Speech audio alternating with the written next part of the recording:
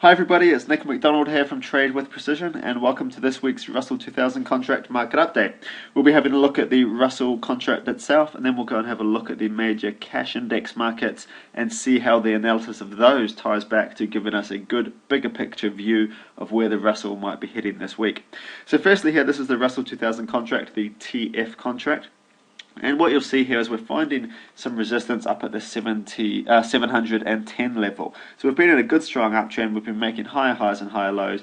Now we've started to just head into a bit of a wall here, a bit of resistance at this upper point. We've had a little bit of support and resistance there in the past, going back into April and May.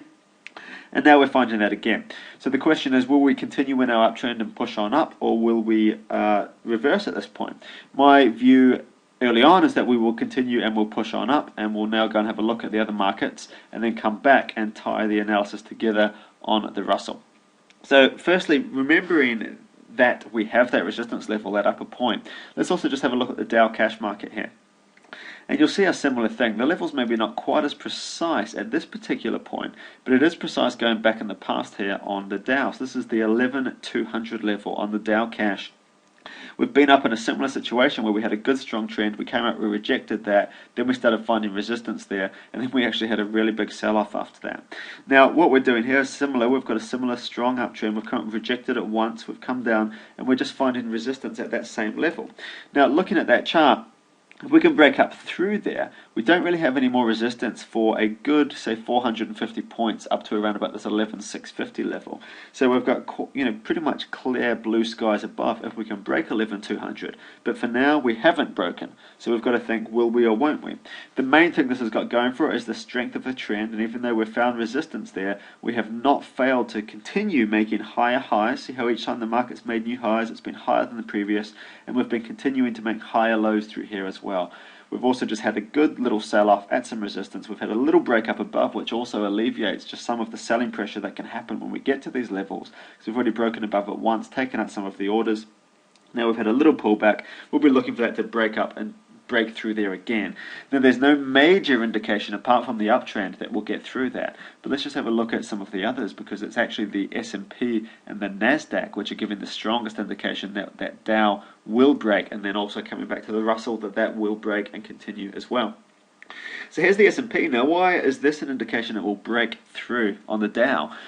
Let's have a look at the S&P, and obviously this is a bigger contract and a broader market broader market view, and here you'll see that the main resistance level on here is actually, we haven't got there yet. So it's just up above this 1200 level. It's actually about 1220, and we're only closing last week around about 1183.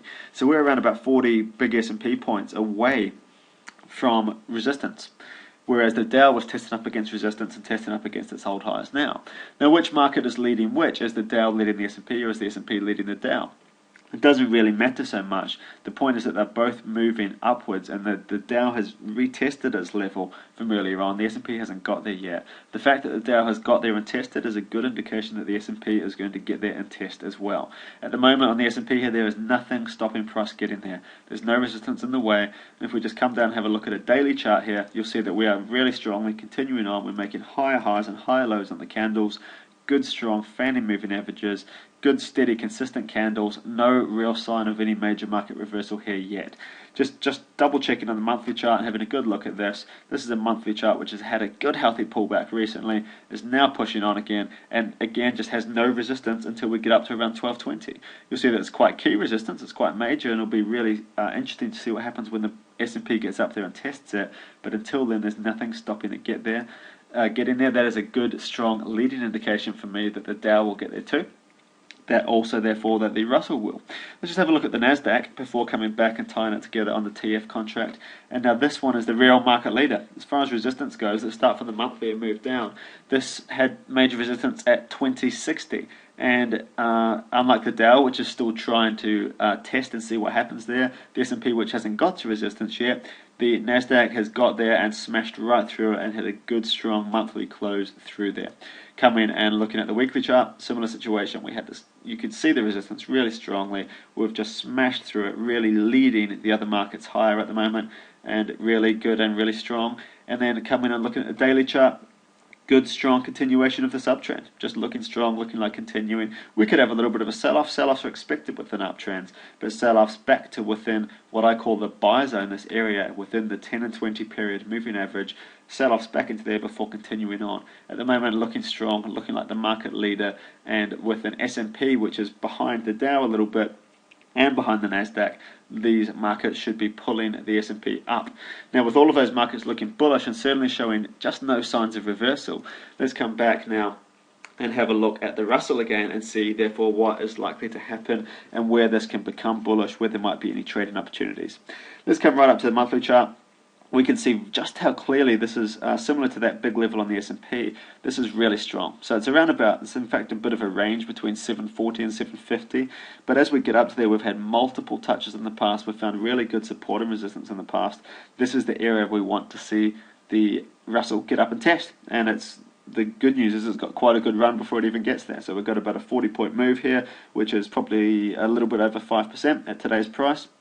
Got a maybe a 5% rally here before we get up and test resistance, and really this is where we say, right, where we get to see, is this a really bullish market or not, because this is the key level for it to test and see if we can push through it. But the good news is we've got a good run up to that. Coming and looking at the weekly chart, we have come up to, we've had a good run up, and now we're just alleviating some of that buying pressure with just a few kind of sideways candles here.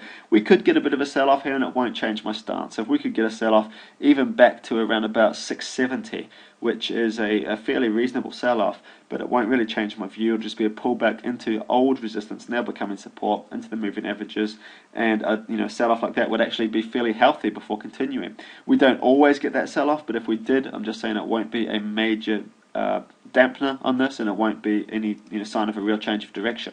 What I'm looking for, though, more likely than that sell-off, in fact, is I'm looking for this week a breakout through 710. If we can get another clean breakout through 710, then I'm really looking for this run back up towards the 740 to 750 level. This is right in that moving average buy zone right now. Candles are continuing to look strong, and the best thing is we have a very precise point at this exact 710 level, the upper points on these candles. If you want to get really precise, you can come in and say, right, what's the highest candle? It's probably the candle on this day here. And the high there is actually 711.70. If we can just break up through that, then we've broken through the key level. Yes, there's a high here. It's been up a little bit higher. I'm not talking about that as the key level, because this point here through these touches where we've had the bulk of the support and resistance. We had one little spike above, rejected, got rid of some of the orders above that level. The next time we break up through, there should be more force, and it's more likely to break through and continue on. That's what I'm looking at to happen on the Russell this week. And I hope that helps your analysis. Happy trading all. I'll speak to you on next week's update.